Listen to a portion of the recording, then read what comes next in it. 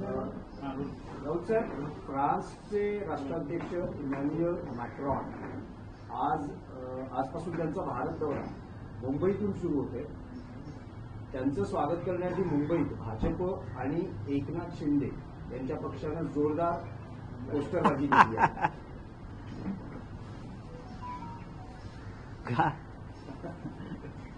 त्यांना स्वीकृत नगरसेवक करायचं आहे का? इथे स्वीकृत करायचं आहे ठाण्यात किंवा मुंबईमध्ये? त्याला येड्यांचा बाजार आहे. त्या लोकांची येड्यांची जत्रा भरलेली आहे. परदेशी अध्यक्ष, प्रधानमंत्री, नेते येतात आणि जातात. यात राजकीय पक्षांचा काय संबंध आहे? मला कोणीतरी सांगितलं की अख्खी मुंबई भाजप आणि शिंदे गटाच्या लोकांनी मॅक्रॉनच्या स्वागतासाठी रंगवून ठेवली आहे, पोस्टरबाजी केलेली आहे. बहुतेक मॅक्रॉन त्याच्या निवडणुकीला प्रचारासाठी आता या लोकांना बोलवेल. एकनाथ शिंदे, अमित साटम, माझ्याकडे प्रचाराला या. फ्रान्समध्ये जेवढे त्याचे कधी एवढे पोस्टर नसतील लागले तेवढे या मुंबईत लागलेले आहेत. बोललो ना, येड्यांची जत्रा आहे. हे जे सगळे लोक आहेत यांना काय वाटतं कळत नाही. अख्खी मुंबईचं ट्रॅफिक जाम करून ठेवलंय. मला आता कोर्टात जायचं आहे. आता चेक केलं मी, 4 तास लागतील सांगितलं. का तर मॅक्रॉन येणार आहे. मॅक्रॉन येतात ना. यापूर्वी का परदेशी पाहुणे आले नाहीत का मुंबईमध्ये, या देशामध्ये? पण मॅक्रॉनपेक्षा हा प्रधानमंत्री मोदींचा शो असेल. ते आता गाड्यातून दाखवणार, see mister Macron, your all photos, my party has done this. बोला ना, येड्यांची जत्रा. काय करणार? आलिया भोगासी. शेवटी या देशात राहायचं आहे. तापसी पन्नू ना, तापसी पन्नू ही तिच्या तोंडून निघालेले जे शब्द आहेत, नमस्कार करून, मुझे देश में रहना है, ही या देशाची स्थिती आहे. तुम्हाला या पहिले काय म्हणायचे, इस देश में रहना होगा तो वंदे मातरम कहना होगा. आता काय, इस देश में रहना होगा तो मोदी मोदी करना होगा. हा, हे जाऊन सांगा कोणतरी मॅक्रॉनला. रावसाहेब, असं दिसतं आहे की 2 पक्षांमध्ये स्पर्धा आहे. कोण जास्त जोरात स्वागत करते, भाजप की शिंदे शिवसेना? जी पोस्टर्सचं युद्ध दिसतं आहे. नाही, कदाचित मॅक्रॉनच्या सरकारमध्ये उपमुख्यमंत्री पदाची सुद्धा स्पर्धा सुरू होईल भविष्यामध्ये, की आमचा एक माणूस फ्रान्समध्ये उपमुख्यमंत्री करा. काही मुलं, हे येड्यांची जत्रा आहे. हे सरकार आणि हे पक्ष म्हणजे येड्यांची जत्रा आहे. हे बघा, मॅक्रॉन सुद्धा हसेलच. मॅक्रॉन त्याच्या बायकोला फोन करून सांगेलच. हेच ते मॅक्रॉनने त्यांच्या बायकोने त्यांच्या कणफडात मारली होती विमानात आणि टीव्हीवर पाहिलं. ठीक आहे, चांगलं आहे, करा स्पर्धा करा.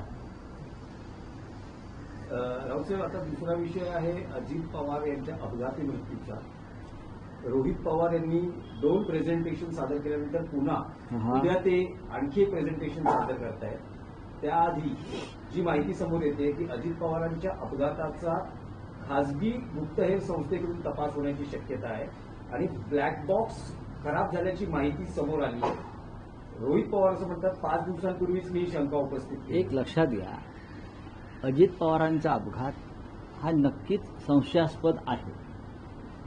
आणि रोहित पवार हे फक्त राजकीय नेते नसून रोहित पवार हे त्यांच्या कुटुंबाचे महत्त्वाचे घटक आहेत. ते विधिमंडळाचे सदस्य आहेत. त्यांच्या कुटुंबातल्या लोकांना जर संशय असेल आणि सरकारच्या तपासावर विश्वास नसेल, तर इतकं मोठं कुटुंब आहे महत्त्वाचं आहे महाराष्ट्रातलं, देशातलं, त्यांनी जर स्वतंत्र एजन्सी मार्फत काही माहिती काढण्याचा प्रयत्न केला असेल तर त्याच्याकडे तुम्ही सकारात्मक दृष्टीनं पाहिलं पाहिजे. इतका मोठ्या नेत्याचा मृत्यू संशयास्पदरित्या होतो आणि कुटुंबाचा सरकारी तपास यंत्रणेवरती विश्वास नाही. माझ्या माहितीप्रमाणे अजित पवार यांच्या ज्या काही फाईल्स होत्या, ज्यासाठी ते भाजपात गेले ती फाईल पुन्हा उघडण्यात आली होती त्यांच्या मृत्यूपूर्वी. खास करून जरंडेश्वर साखर कारखान्याचं कर्जाचा विषय होता. ती फाईल इथून अमित शहाकडे गेली क्लोज करण्यासाठी. पण अमित शहाने त्याच्यावरती ही फाईल क्लोज करू नये असा निगेटिव्ह शेरा मारून पुन्हा महाराष्ट्रात पाठवलं. आणि त्यानंतर भाजपचे मंत्री बोलायला लागले, तुमची फाईल बंद झालेली नाही दादा. आणि मग दादा म्हणाले, तुमची फाईल आपल्याकडे. इथून ती सुरुवात झाली. ज्या कारणासाठी अजित पवार हे भाजपाबरोबर गेले ते कारण संपलंच नाही. त्याच्यामुळे दादांनी मागे फिरण्याचा जो एक पुनर्विचार सुरू केला, तिथून या सगळ्या रहस्यमय घडामोडींना सुरुवात झाली. अमित शहाने ती फाईल बंद करण्यास नकार दिला. आपण जर कोणाला मिळाली तर त्या फाईलची शैली जाऊन पाहू शकता. खास करून जरंडेश्वर साखर कारखान्याची जी फाईल आहे, जे कर्ज, तो कर्जाचा विषय आहे, त्या संदर्भात वित्तीय संस्थांचा त्यात घोटाळा झाल्यामुळे जरंडेश्वरची संपत्ती जप्त करण्यात आली, दादांची वगैरे. पण ती फाईल अचानक उघडण्यात आली आणि केंद्रीय सहकार मंत्र्यांनी ती चौकशी थांबवू नये, फाईल क्लोज करू नये, अशा प्रकारचा शेरा मारून ते फाईल महाराष्ट्रात पाठवली.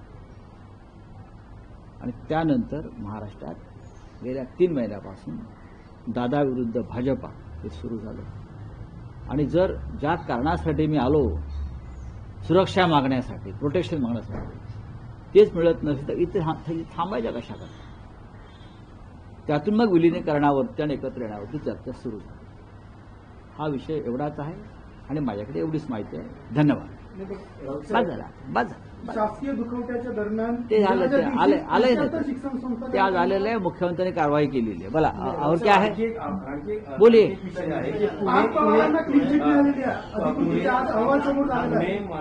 मुंडवा जमीन घोटाळा प्रकरणामध्ये पार्थ पवारांचा कुठलाही थेट संबंध नाही. कारगे समितीचा अहवाल बावनकुळेंपुढे सादर झाला आहे आणि व्यवहारासाठी मदत केलेल्या 2 अधिकाऱ्यांवर मात्र कारवाईची शिफारस केली. बघा, अद्याप हा अधिकृतपणे अहवाल समोर आलेला नाही. या जरतरच्या बातम्या आणि सूत्रांच्या बातम्या. पण मोठ्या व्यक्तीचा दबाव असल्याशिवाय अशा प्रकारचे व्यवहार होत नसतात, एवढंच मी सांगू इच्छितो. जेव्हा पूर्ण अहवाल येईल तेव्हा आम्ही सांगू. कायद्यापुढे सर्व समान आहेत की नाही हे नंतर पाहू. अब्दुल सत्तारांचा बोलिए. विषय आहे. अब्दुल सत्तार आणि भारत पाकिस्तान सामन्याचा विषय आहे. भारत पाकिस्तान सामन्यासंदर्भातला विषय आहे. संपला विषय. नहीं, एक आप बोलिए, आप बोलिए. संदर्भातला विषय है. प्रेसिडेंट है वो आज मुंबई दौरे पर है. वो और प्रधानमंत्री जो है मोदी, उनकी एक मुलाकात होने वाली है, एमओयू डील होने वाली है. आप कैसे देख रहे हैं? देखिए, अच्छी बात है. फ्रांस के अध्यक्ष प्रेसिडेंट मिस्टर मैक्रोन ये भारत के दौरे पर है. मोदी जी के साथ वो मुंबई में आएंगे. मोदी उनको मुंबई घुमाएंगे, गेटवे ऑफ इंडिया लेके जाएंगे, हाँ, और कुछ करेंगे. पहले जब विदेशी कोई मेहमान आते थे तो अहमदाबाद लेके जाते थे. ये पहली बार देखा मैंने कि विदेशी मेहमान को मोदी जी मुंबई में लेकर आ रहे. मैक्रोन ने कहा होगा मुझे मुंबई देखनी है, अहमदाबाद में क्या है. मुंबई भारत की आर्थिक राजधानी है, तो प्रेसिडेंट ने कहा होगा कि मुझे मुंबई में ही बैठना है. लेकिन आपने देखा होगा पूरे मुंबई में भारतीय जनता पार्टी और शिंदे गुट ने ये मैक्रोन के स्वागत के जो पोस्टर और होर्डिंग और बैनर्स लगाए हैं सब जगह पे, लगता है मैक्रोन फ्रांस का अध्यक्ष नहीं है, भारत का अध्यक्ष है. क्या राजनीति है? ये पागलखाना बन गया है ये लोगों का. किसी भी विषय का राजनीतिकरण करना ये उनसे सीखी है. अब मोदी जी दिखाएंगे मैक्रोन को, देखो मेरे पार्टी ने आपका कैसा स्वागत किया है. विदेशी मेहमान का स्वागत पार्टी नहीं करती, सरकार करती है. लेकिन यहाँ तो एकनाथ शिंदे जी की तस्वीर, फिर अमित साटम की तस्वीर, फिर उसकी तस्वीर, अरे क्या खेल चला है। थोड़ा तो प्रोटोकॉल शिष्टाचार का पालन करो। पूरी मुंबई को खराब कर दिया मैक्रोन के नाम पर। आज मैक्रोन भी हंसेगा आपके ऊपर। ऐसा कोई शहर होता है क्या? हाँ, रोहित पवार ने शंका जो उपस्थित की थी इस बारे में वो दोबारा से प्रेस कॉन्फ्रेंस लेने वाले हैं। अजित पवार की मौत को लेकर कई बातें जो है वो निकली। अब एक नया प्रेस कॉन्फ्रेंस है वो कल होने वाले हैं। बात ऐसी है कि रोहित पवार उस फैमिली के महत्वपूर्ण सदस्य है। वो विधानसभा के मेंबर है, उनको ज्यादा समझ है टेक्निकल बातों में, वो रिसर्च भी अच्छा कर लेते हैं। अगर उनके परिवार के मन में कुछ शंकाएं है तो उनको पूरा अधिकार है। और सरकार जो जांच कर रही है उनके ऊपर अगर परिवार का विश्वास नहीं है तो अलग से जांच प्राइवेट एजेंसी से कर सकते हैं। जिस तरह से रहस्यमय तथ्य सामने आ रहे हैं अजित पवार जी के एक्सीडेंट के बारे में, वो बहुत गंभीर बातें हैं। जैसे ब्लैक बॉक्स जल गया। इतिहास में इतने अपघात मैंने देखे पूरे विश्व में, वो एक्सीडेंट या साजिश कैसे हुई ये ब्लैक बॉक्स बताता है। ब्लैक बॉक्स में जो रिकॉर्डिंग होती है, और ब्लैक बॉक्स कभी जला है ऐसा मुझे मालूम नहीं। 20-20 साल के बाद भी ब्लैक बॉक्स मिले हैं एक्सीडेंट के। 20 साल 50 साल के बाद भी ब्लैक बॉक्स मिले। लेकिन अजित पवार के फ्लाइट का ब्लैक बॉक्स डिस्ट्रॉय हो गया है, जल गया है। ये कैसा हो सकता है? ये मुद्दा अगर रोहित पवार जी ने सामने लाया है तो ये गंभीर मुद्दा है और पवार फैमिली उसकी समांतर जांच करना चाहते हैं तो करनी चाहिए। आपको लगता है सरकार आनाकानी कर रही है जांच के आदेश? डेफिनेटली सरकार की मंशा ठीक नहीं है इस मामले में, ऐसे मैं कह सकता हूं। Thank you. वंदे मातरम का सर, वंदे मातरम का आपने जिक्र किया। यूपी के सीएम का भी बयान आया है कि जो वंदे मातरम नहीं बोलेगा वो देशद्रोही है। वंदे मातरम को हर एक को बोलना चाहिए। दोबारा एक बार फिर तो क्या हो गया? वंदे मातरम तो बोलना है और लोग बोलते भी है ना। पॉलिटिकल एजेंडा बनाया जा रहा है, आपको लगता है? अरे ये दूसरा क्या कर सकते हैं? ये एक एक्ट्रेस है तापसी पन्नू ने एक इंटरव्यू में उसका देख रहा था, किसी ने मुझे भेजा, उसको पूछा कि आपके प्रिय नेता कौन है? राहुल गांधी और मोदी। बेचारा वो मेरी लड़की ने हाथ जोड़कर कहा मोदी जी मुझे देश में रहना है। ये लोगों की भावना है। पहले इस देश में रहना होगा तो वंदे मातरम कहना होगा, ये नारा था। अब इस देश में रहना होगा तो मोदी मोदी करना होगा, नहीं तो आप देश में नहीं रह सकते। ये भय लोगों के मन में अब पैदा हो गया है और ये भय को निकलना होगा हम सबको। एक भारत पाकिस्तान सामन्यासंदर्भातला विषय होता की समालोचक आणि माजी भारतीय क्रिकेटपटू संजय मांजरेकर असं म्हणतात की हस्तांदोलन न करण्याचा भारताने सुरू केलेला हा मूर्खपणा आहे. आपल्यासारख्या देशासाठी ते योग्य नाही. एकतर त्यांच्या विरुद्ध खिलाडू वृत्तीने खेळा किंवा खेळूच नका. मी या मताशी सहमत आहे. खेळू नका या मताशी मी पूर्ण सहमत आहे. पण हा सामना भारत पाकिस्तान नसून हा जय शहा विरुद्ध पाकिस्तान असा आर्थिक सामना होता. हा आर्थिक सामना होता, पैशासाठी खेळला गेलेला सामना होता. तुम्ही खेळताय त्यांच्याबरोबर आणि मग निकाल लागल्यावरती खिलाडू वृत्तीने एकमेकांना हस्तांदोलन केलं पाहिजे. हस्तांदोलन का नाही केलं? मग खेळता कशाला? भारतीय क्रिकेटपटूंना लाज वाटली पाहिजे की त्यांच्यामध्ये पण अंधभक्त भिनलाय सगळ्यांच्या, की त्यांना सुद्धा धमक्या दिलेल्या आहेत ड्रेसिंग रूममध्ये जाऊन. मांजरेकरांचं म्हणणं हे 100% सत्य आहे. खेळा किंवा खेळू नका. खेळतात तर मग खेळाडू म्हणून खेळा. माझी भूमिका आहे, माझ्या पक्षाची भूमिका आहे, खेळू नका पाकिस्तानबरोबर. ही शिवसेना पक्षप्रमुख उद्धव ठाकरे यांची भूमिका आहे, शिवसेनेची भूमिका आहे. जोपर्यंत बेळगावचा बदला पूर्ण होत नाही तोपर्यंत खेळू नका. खेळताय ना, शेण खाताय ना, मग पूर्ण शेण खा. अर्धवट शेण कशा करता खाताय? खाऊ नका. त्यात असं झालंय की जेव्हा नाणेफेक असते त्यावेळेस पाकिस्तानच्या कर्णधाराशी आपला कर्णधार शेकहँड करत नाही. पण या मॅचमध्ये असं बघायला मिळालं, शेकहँड तर केला नाही, पण रोहित शर्मा आणि वसीम अक्रम यांनी एकमेकांना मिठी मारली तो व्हिडिओ खूप व्हायरल झालेला आहे. आहे ना बघा, हे जबरदस्तीने केलं जातं. शेकहँड करू नका, अमुक करू नका. ही भारतीय जनता पक्षाची आणि सरकारची दादागिरी आहे खेळाडूंवरची. ही दादागिरी आहे. खेळताय कशाला हा प्रश्न आहे माझा, आमचा शिवसेनेचा. कशाकरता खेळताय? हे असे उद्योग उपद्व्याप करायची वेळ तुमच्यावरती येणार नाही ना. अरे खेळू नका ना. काय होतं नाही खेळलं तर पाकिस्तान बरोबर? बरं, पाकिस्तान आता हा देश राहिलाय का? अजिबात देश राहिलेला नाही. पाकिस्तान बरोबर खेळून तुम्हाला काय फार तर पैसे मिळतील बेटिंगमध्ये, हजारो कोटी रुपये. त्यातले अर्धे पैसे जाणार पाकिस्तानात, जे बेटिंग करतात त्यांना. ते पैसे जाणार दाऊद इब्राहिमकडे, अझर मसूदकडे.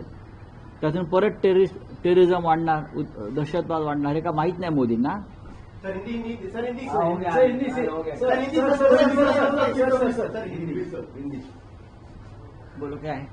सर संजय मांजरेकर ने एक ट्वीट किया है इंडिया पाकिस्तान मैच को लेकर. हैंडशेक को उन्होंने जिक्र किया. उनका ये कहना है कि ट्वीट के जरिए उन्होंने कहा कि पाकिस्तान के साथ खेलो तो स्पिरिट, जो क्रिकेट की स्पिरिट उससे खेलो, वरना खेलो ही मत. इसके पहले भी हमने देखा कि इस तरीके की बातें जो है, देखो, पाकिस्तान के साथ एक तो खेलों में जिस तरह से हमारे रिश्ते पाकिस्तान के साथ हैं, ये देश की भावना है कि पाकिस्तान के साथ क्रिकेट नहीं खेलना चाहिए. फिर भी आप खेल रहे हो. अगर खेल रहे हो तो एक स्पोर्ट्समैनशिप दिखानी चाहिए. आप मैदान में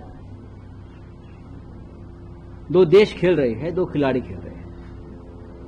तो अगर कोई हारता है, कोई जीतता है, तो उस हिसाब से आपको वहां बर्ताव करना पड़ेगा. आप पाकिस्तान के साथ खेलेंगे भी, उनसे हाथ भी नहीं मिलाओगे, फिर उसको गले भी मिलाओगे छुप छुप के. ये कौन सा तमाशा है? मैं पहले भी कहा है, भारत पाकिस्तान की मैच नहीं है, जय शाह वर्सेस पाकिस्तान की मैच है. क्योंकि यहाँ पैसों का खेल ज्यादा है.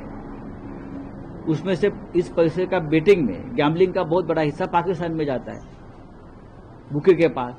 वही पैसा टेररिस्ट के पास जाता है, आतंकवादी के पास जाता है. वो आतंकवादी हिंदुस्तान में उस पैसे से घुसकर हमको मार देता है. ये मोदी और अमित शाह को मालूम नहीं है क्या? मालूम है. Thank you.